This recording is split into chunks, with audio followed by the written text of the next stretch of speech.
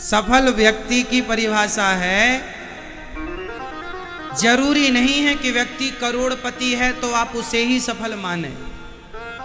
मेरी एक सिंपल परिभाषा है, ये मेरे जीवन का अनुभव है जो मैं आपसे शेयर करने जा रहा हूं। मेरा अनुभव कहता है आज तक का कि जो बेटा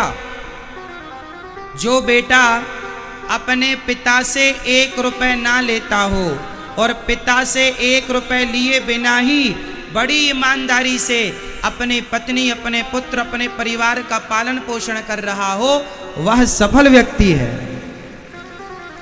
जो पिता के टुकड़ों पर ना पलता हो, बल्कि अपनी कमाई से अपने पिता को भी संतुष्ट रखता हो, जो अपनी इच्छाओं की पूर्ति अपनी मेहनत के बल पे करता हो। देखो, सपने देखना बुरा नहीं है, सपने देखना बुरा नहीं है, सपने सबको देखने चाहिए, परंतु वो सपने अपने बलबूते पर देखना चाहिए।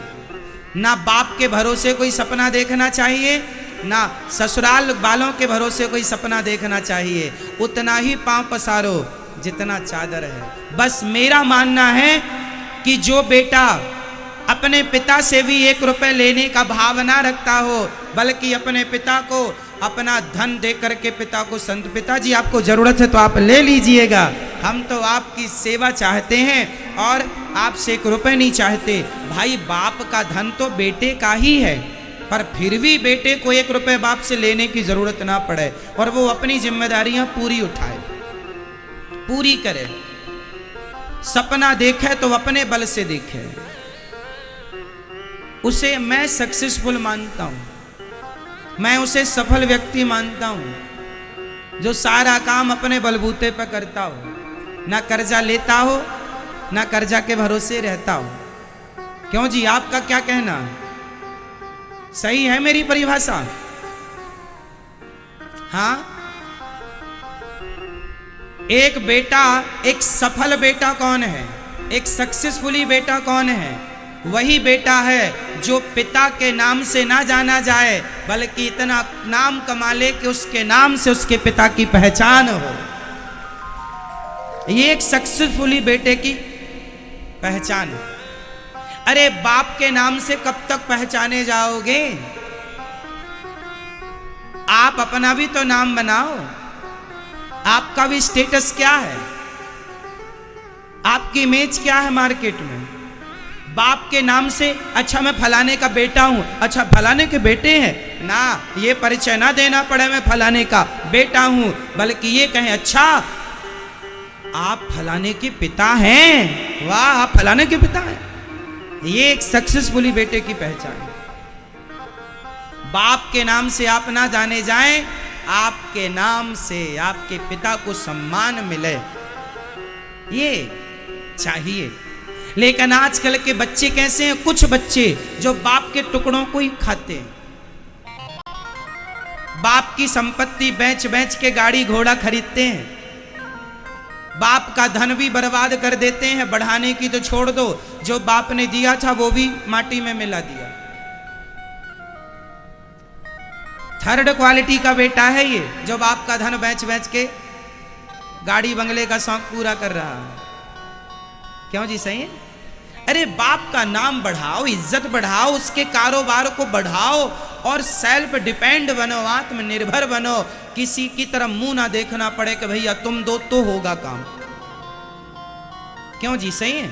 सक्सेसफुली व्यक्ति की ये मेरी परिभाषा है। क्या कहते हैं, सही है परिभाषा मेरे हिसाब से या गलत बता रहा हूं मैं?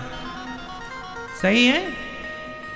ये सक्सेसफुल लोग हैं। जरूरी नहीं है कि आप करोड़पति हो, आपका जो काम है छोटे से छोटा या बड़े से बड़ा वो करो, पर उस काम को ऐसे करो कि फिर आपको किसी से 1 रुपए मांगने की जरूरत ना पड़े। आप अपनी जिम्मेदारियां खुद पूरी करने लग जाएं। पापा मोबाइल के लिए पैसे दे दो, इतना बड़ा घोड़ा हो गया है, मोबाइल खरीदने की भी औकात नहीं है इसकी, बताओ क्यों? अरे, हमारे जब हम 16 साल के थे, 17 साल के थे, हमारे पास मोबाइल नहीं हुआ करता था। जब हमने कभी अपने पिता से मोबाइल नहीं मांगा, ना हमने कभी अपने पिता से खर्चे के लिए पैसे मांगे हैं। हाँ, छोटा सा था, मुझे याद है मेरे पिताजी ने मुझे आखिरी बार मेला घूमने को 2 रुपए दिए थे। आखिरी बार मुझे इतना याद है कि मेरे गांव के बगल में मेला लगता था, तो मेला देखने हम जाते थे, तो पिताजी से मांगा, पिताजी पैसे दो, मेला जाना है घूमने। तो मेला में मैं सबसे ज़्यादा झूला करता था, बड़ा वाला झूला।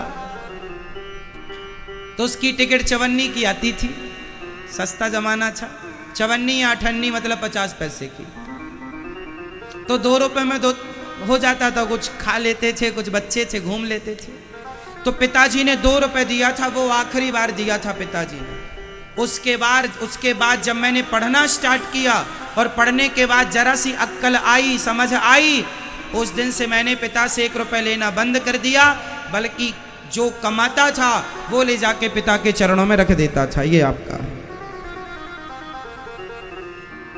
मोबाइल लेना था तो अपने मेहनत से लिया, जो करना था बल से किया, मेहनत से किया। कब तक पिता का मुंह ताकेंगे? कब तक पिता का मुंह देखेंगे? किस किस के लिए पिता का मुंह देखेंगे? इसलिए जीवन में आप कुछ ऐसा करें कि आपको किसी से मांगना ना पड़े, यही आपकी सफलता है।